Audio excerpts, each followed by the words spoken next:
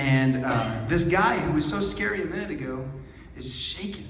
He's just shaking in front of me. And he wasn't even looking at me anymore, he was looking above me.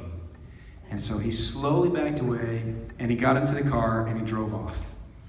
It was my mom's car, so it was totally cool. But I also had my house key attached to it, so now I'm locked out of my house, right? So I had to run over here. I was in my full village attire and everything, but what happened was, this is what was cool. I walked into this sanctuary, and the altar was full. And what had happened was my mom stood up while my dad was preaching and said, I just got a burden for my son Philip. I feel like he's in danger. And the whole church was praying for me. Wow. And at the time I was like, what a coincidence. You won't believe what just happened to me.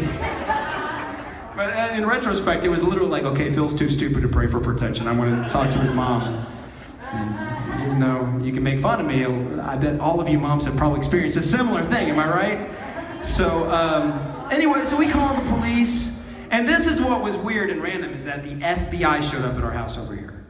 The FBI. And what we found out was that this was a national case. There wasn't just one guy, there were two guys.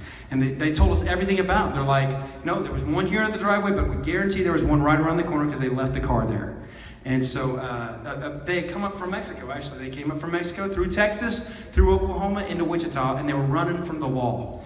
And what they told us was they had taken 6 cars so far, but they had left 6 dead bodies behind. They were cold-blooded killers. This FBI agent looks me in the eye and he's like, this guy came with the intention of taking your life. You need to communicate to me how you survived so I can tell everybody else. Wow. Come on. And I remember all the pieces starting to fall together.